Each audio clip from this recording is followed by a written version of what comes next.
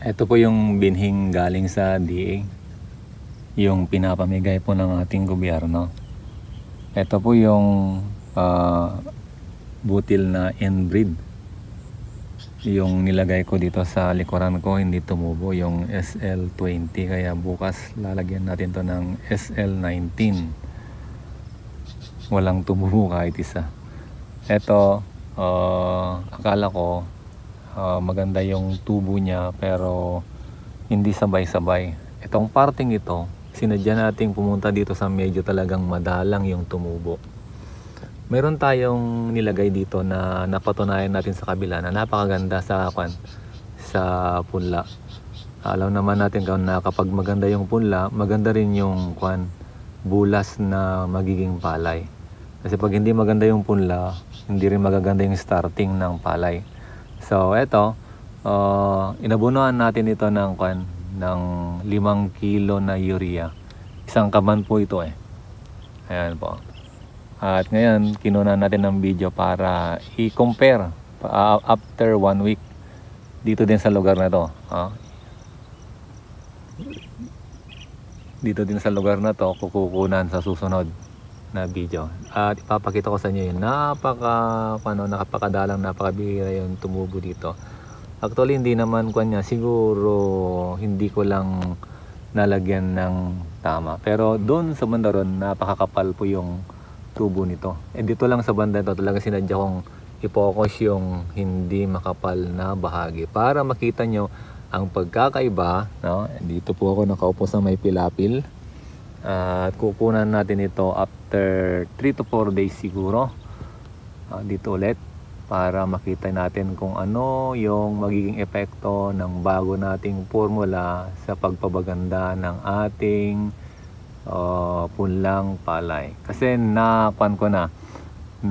subukan ko na sa iba yung isa nating doon, yung formulang yon. Aside sa chelated calcium, mayroon tayong dinagdag na talagang ang bilis lumaki nitong palay. Siguro yung 3 weeks nga or 2 weeks pa lang yun nandun, talagang mahigit 1 dangkal na yung yung laki nun. Kaya dito kanina nag-spray ako ng ganon, yung may halong chelated calcium, pero hinaluan ko ng iba. Kung gusto niyo pong malaman, mag-join po kayo sa ating channel. Sasabihin po natin doon kung ano po yung ating hinalo doon sa chelated calcium para mas lalong maging maganda itong ating palay, itong ating punla. Hello! Welcome to Tech Pop-Up, the Smart Learner channel. We educate intelligent farmers and provide effective solutions to your problems. Gumagamit po ba kayo ng maraming inorganic fertilizer? Acidic din po ba ang inyong lupain? Mabagal bang lumaki ang inyong mga halaman? Panahon na po para pagandahin at pababain yung paggamit ng inorganic fertilizer. Kayo po na nag-o-organic, pwede po ninyong gamitin ito. Kayo po na natatakot sa mga insecticide, natatakot sa mga iba't iba pang mga chemical na inilalagay sa halaman, pwede po sa inyo ito. Tayo po ay gumagamit ng probiotics o itong lactobacillus lactic acid. Ito po ay nagpapaganda o binabalik niya yung ganda ng lupa. Binubulok po niya ng madalas o mabilis yung mga pwedeng bulukin sa lupa, kagaya ng mga dahon, yung mga rice straw. Pinapabilis po nito ang pagbubulok. At ang ginagawa po niya ay yung mga binubulok po ay ginagawa po niyang amino acid, na yung amino acid ay nagtataglay ng nitrogen, at ang nitrogen ay nagpapaganda sa ating halaman para ito ay mabilis lumaki at magaganda, malalaki po ang bunga. So subukan po ninyo itong ating probiotics, itong ating 3K fertilizer, at para gumanda ang inyong halaman at maibalik yung dating matabang lupa. 9 days na po ito. Ang tagal nitong tumubo. Siguro pinunla ko ito ng hindi ko kasi binabad. Pinunla ko ito ng linggo, pero hindi nakababad. Nung na plain ko na itong loop, itong kwan, ating pagpupunlaan. Nilagay ko na. Hindi, walang babad-babad kasi sa akin. Pero yung ilalagay ko ngayon na SL19, binabad ko siya. May mga damo din siya, oh. Yan, mga damo po yan. Pero kayang-kayang patayin yan ng kwan, pinali. Itong mga ganyan, kayang-kaya yan ng pinali. Yung pinaghalong pinali at yung silhouette.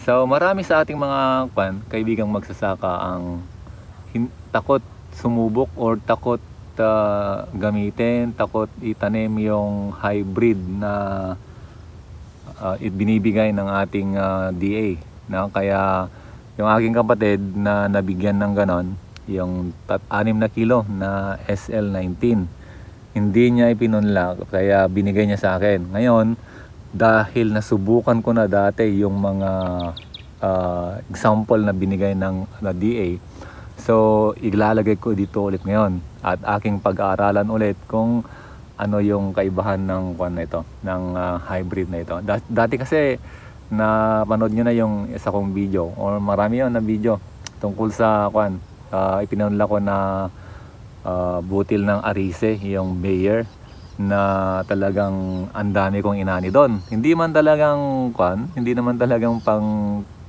pangmaramihan yan, pero sa kalahating hektarya nakakuha ako ng kwan almost 70, dahil nung binagyo yon, kasi talagang hinintay ko yung kanyang maturity period. At ang ganda nung kwan, ang ganda nung ng butil ng kwan na yon, ng palay na yon, dahil napakaalsa. Talagang konti lang yung ilalagay mong bigas, talagang napaka-kwan niya. Talagang bumubuka yung kwan na yun Talagang siksik siguro yung kwan na yun, dahil nahintay siya ng talagang yung maturity date. Yung alam niyo na nung kwan yun, nung anihin yon, bago bagyo, sinasabi na sa akin na kwan, anihin ko na raw. Pero ang ginawa ko, hinintay ko talaga yung maturity date. Kasi may mga green pa noon sa kanyang mga butil, kaya hindi ko siya inani kaagad. Tingnan nyo, napaka talagang hindi siya masyadong makapal. Pero makikita natin kung ano yung magiging epekto ng ating in-spray dito. Kasi sa kabila talagang napakakapal nung ginawa niya doon. So ang ginawa ko doon sa na yon, sa hybrid na yon, kahit inabutan ng bagyo, talagang lahat dumapa, ang daming mga ibon, yung yung kanaway sa Ilocano, talagang tinatapak-tapakan, no? Ang nangyari, pina-harvester ko na ganun. Buti may harvester na talagang kayang i-harvest yun. Talagang dapang-dapa siya. Pero ang kagandahan, hindi siya hindi, walang butil na naalis sa panicle, dahil gumagamit nga tayo ng calcium, yung chelated calcium, ang ganda doon. Walang naalis. So nung tignan ko sa ilalim, walang nahulog na mga butil, kaya ang ganda.